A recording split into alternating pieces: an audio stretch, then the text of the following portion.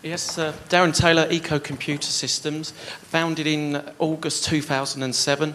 The first few years were very tough, trying to decide the structures, kick, charity, social enterprise, and in the end I set up as a social enterprise limited by guarantee. And then we got loads of no's. We got no from family. You shouldn't do this. You shouldn't do that. We got a no from Unlimited as well. And we got a no for a loan from London Rebuilding Society, and that was it. So I just thought, well, I'm just going to go and do this. So yeah, I just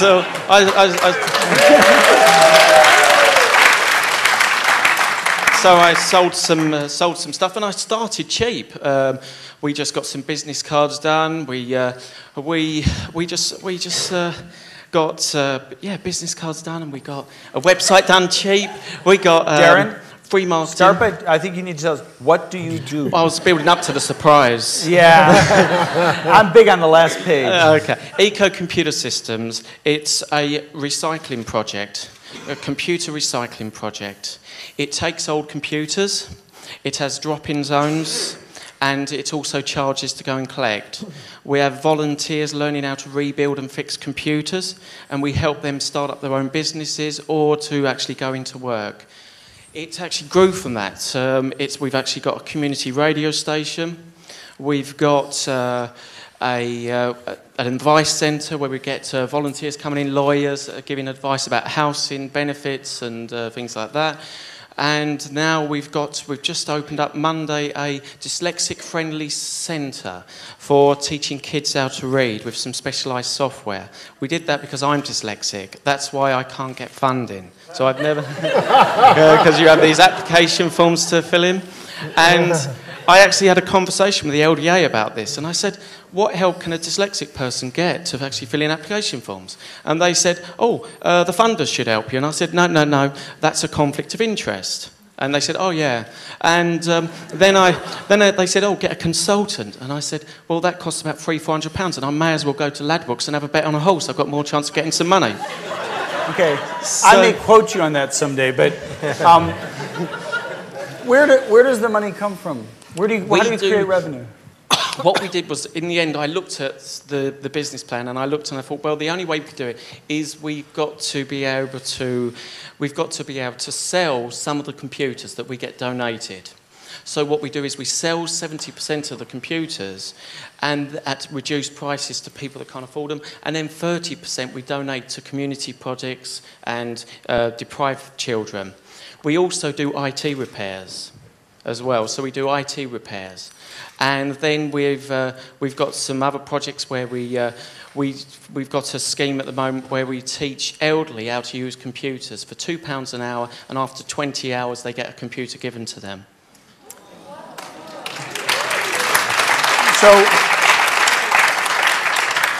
So correct me if I'm wrong. The heart of your business model today, I mean, you've got a number of other activities that are starting as you're growing, you're finding other, but the heart of the model is people donate computers that are essentially broken and worthless. Yes. You're teaching people how to repair the computer. The outcome is a repaired computer that you're then selling at a discount to the market to fund your own activities. Is that correct? Yes, that's correct. Okay, that's yes. just genius.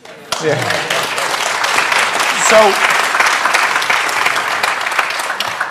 So it's my impression that you'd like to scale this considerably. Is that correct? And that you actually would be interested in investment under the right circumstances. Is that correct? I don't know. That's the question, actually.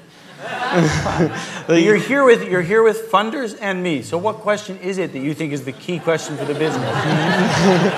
It's fine by me. You don't choose your question. Yes, I do want investment because we want to do more. We want to look at all the different problems there are in society. So I've got some other bigger projects which will pay for sports all over the UK, a non-profit making football agent, and things like that. You're a classic entrepreneur, but because interestingly enough, I think on the one hand, I mean, how large an entity, what are the measures you use, and how large an entity is the core entity of the teach people how to use computers, take in computers, etc.? We work in partnerships with companies. So we've got a partnership with Microsoft, Dell. We've had some sponsorship from O2, and so it's about, my idea is just working in partnerships with a totally voluntary organisation. That's what's interesting to me is I suspect that you could continue to scale the core idea quite a bit. It's a very big country you're actually living in. There's 60+ million people here. The good news is computers suck, and they break, and they break, and they break. You have a non-stop opportunity for quite a long time, thus you could continue to take people out of unemployment, give them a self-employment skill, repurpose computers, which is actually incredibly good for the environment, put computers in the hands of others, even if you were monomaniacal and just did that one thing over and over and made it bigger and bigger.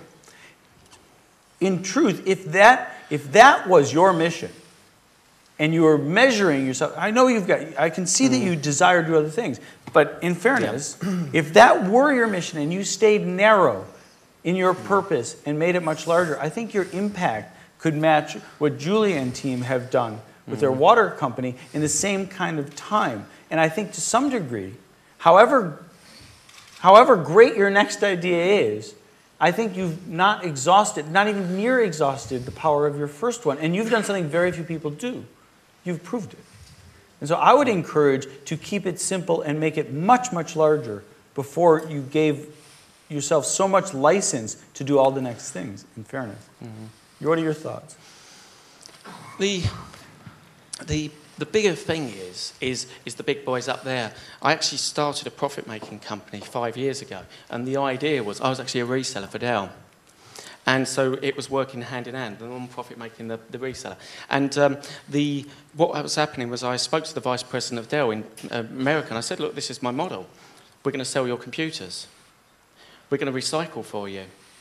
And we're going to run community projects, which we will tell, because of the profits of us selling your Dell computers, this is what it's actually going to do. They actually, because of the recession, they changed a policy which affected 80% of that business, which in the end, that's why I just concentrated on the social enterprise.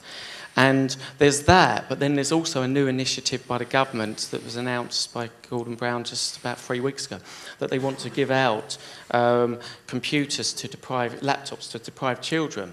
And I just look at this and think, why are we spending millions and millions of pounds doing that, giving new stuff, when a lot of these deprived people, I shouldn't say it, but a lot of those will be sold off because they've got debts or they've got problems. And we've got computers. I'm running a training centre with 5-year-old computers, which are training Office 2007, the latest software, and it's actually an internet cafe. Well, first of all,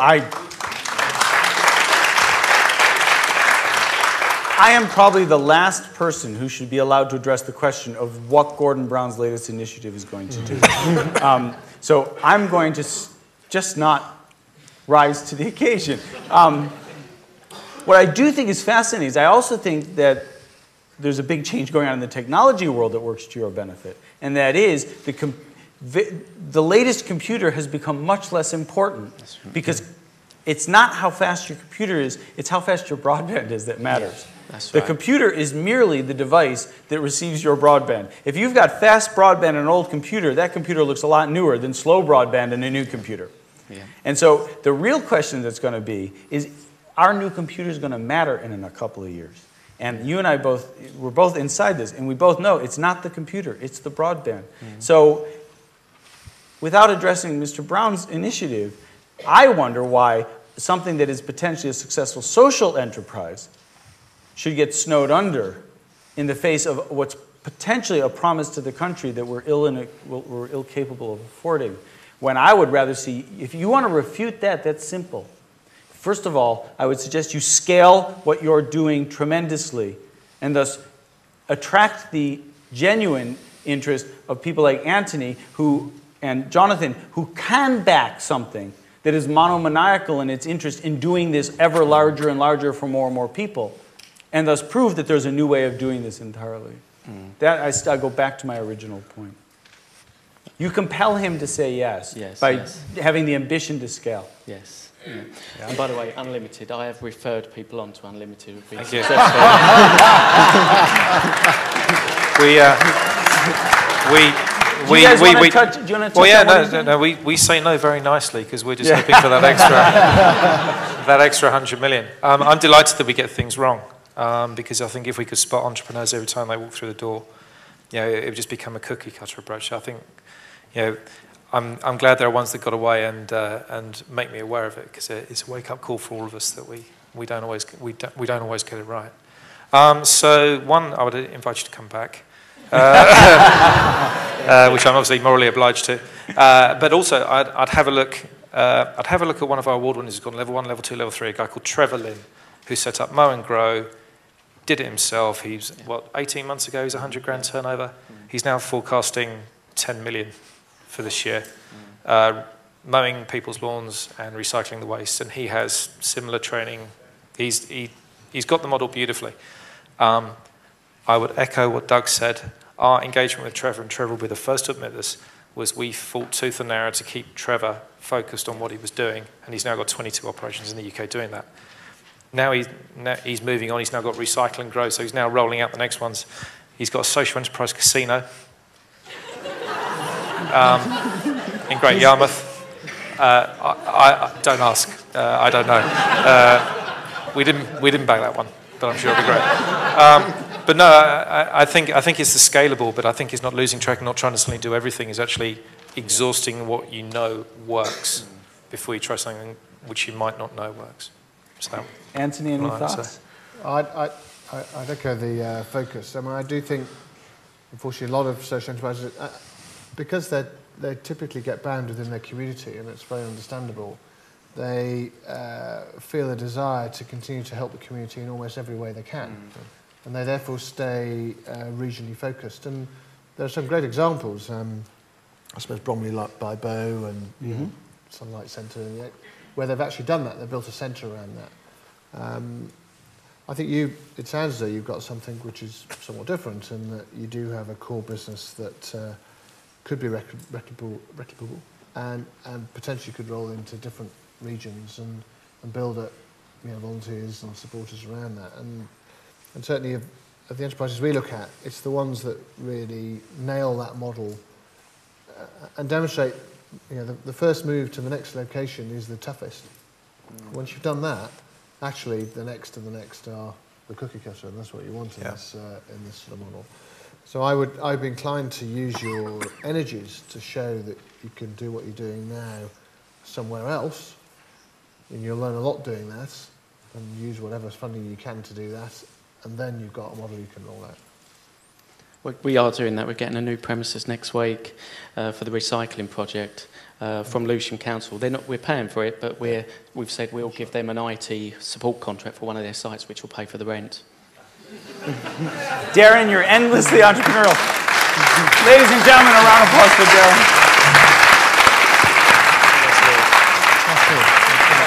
Thanks, Darren.